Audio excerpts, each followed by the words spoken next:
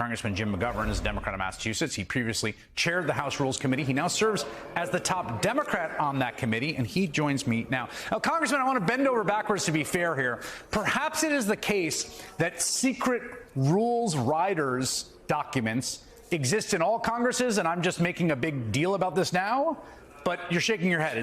Have you ever done one of these before? Well, first of all, it's good to be with you. No, when I proposed the rules package, there was nothing that was secret. There were no backroom deals. And in fact, my rules package actually had some Republican support. So I'm anxious, just like you are, to find out what is in this secret document. I mean, the rules package that we voted on tonight was bad enough. It was a total giveaway to the most extreme elements of the Republican conference. But clearly it wasn't enough to win those votes over. I mean, we went through 4 days and 15 votes before Kevin McCarthy became Speaker. So there are a lot of goodies in that addendum, and I asked repeatedly on the House floor of my Republican colleagues, tell me what you got. Show us the addendum. And look, and it's not just bad that he negotiated this secret backroom deal in the dead of night, but what's even worse is who he negotiated it with. The people who represent the most fringe elements of the Republican conference, the people who are election deniers. They did not succeed in stealing the 2020 election, but they did effectively succeed in stealing the Speaker's office from Kevin McCarthy. He may have the office, but they have the power. Can we? You are someone who knows the Rules Committee inside and out. So if we could just do a quick legislation 101 here. Why does the Rules Committee matter so much? Why was it these 3 positions on the Rules Committee that seems to be the deal that really broke the logjam, that the House Freedom Caucus was so focused on? The Rules Committee, I think people that don't work in Congress don't necessarily know what it does, but it's pretty important. Yeah, I mean, I always joke that the Rules Committee is the most important committee and the most powerful committee in the House that nobody knows anything about. I mean, it is the traffic cop of Congress. Every bill that goes to the House floor goes through the Rules Committee. I mean, you can impact the text of a bill, you decide what amendments are going to be made in order or not, or you can hold up legislation.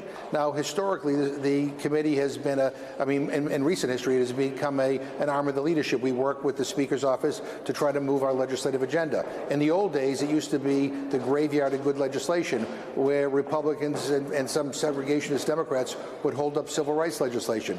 What the Freedom Caucus wants is the ability to be able to decide what goes to the floor and what doesn't, and what it looks like. They are basically taking away all of the Speaker's prerogatives and power. Okay, I want to make sure I understand this. I don't want to overstate it, because this is more your area of expertise, but what they're reporting is they got 3 positions on the Rules Committee, which means as a block they would be able to veto anything out of the rule, vote against leadership, and be the sort of deciding factor on what goes to the floor? Yeah. So the Rules Committee is split 9-4. The majority has 9, the minority has 4. I mean, most of the legislation that McCarthy has proposed are things that we are against. I mean, he wants to make it easier, to give tax breaks to big corporations, and he wants to deny women the right to an abortion. I can go on and on. The bottom line is Democrats are going to vote no on those things. If 3 Republicans vote no, the bill doesn't go anywhere. They'll vote no because it's not extreme enough. Right. But the bottom line is these are very, very important positions for them to have secured, because what they can't do by threatening to take his speakership away, now only one person has to bring a resolution to the floor to be able to vacate the chair. What they can't do there, they will do in the Rules Committee. So he gave away everything.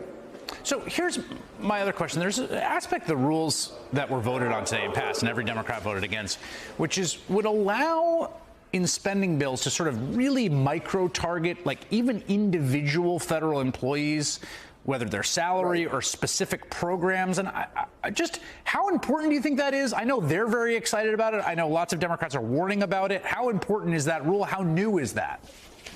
Yeah, well, if a employee in a federal agency writes a report, that the Freedom Caucus doesn't like, they'll go after that employee. Right. I mean, they've also formed this new committee, I guess, called the weaponization of the federal government. I call it the McCarthy Committee. It's not, and I'm not referring to Kevin McCarthy. I'm referring to Joe McCarthy. It is about threatening and individuals and agencies I mean, it is about, smearing people.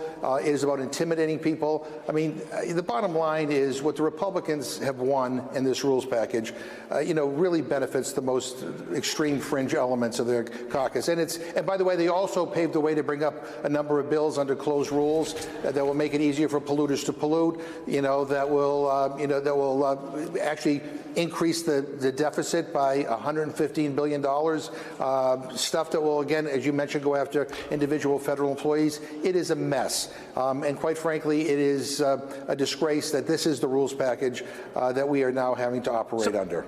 Okay, so the word from leadership and from the Republican caucus is, yes, last week was a mess. Yes, it didn't look very good. It was embarrassing, but we're all united now and we're good. Smooth sailing from here on out. Do you think that's the case? No, I don't. And I think that what you saw last week is going to be commonplace. Everything is going to be this big drama. Even this rule package, quite frankly, I mean, they were twisting arms and breaking arms right up to the last minute to make sure that everybody was in place. And by the way, that's why they have a secret deal and not a public deal, so some of the so-called moderates don't understand what Kevin McCarthy gave away. But the bottom line is that this is not the way this place should run.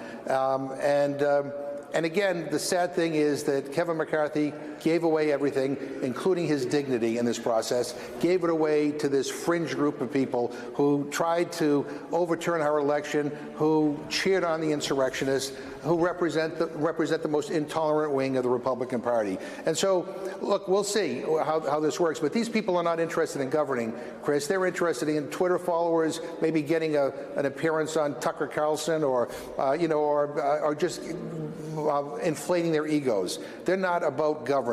And what to me, the message of the last election was about was that people were tired of the extremism. Yeah. They wanted us to get stuff done. That red wave turned into a pink splash. And they are ignoring the message of the voters in the last election.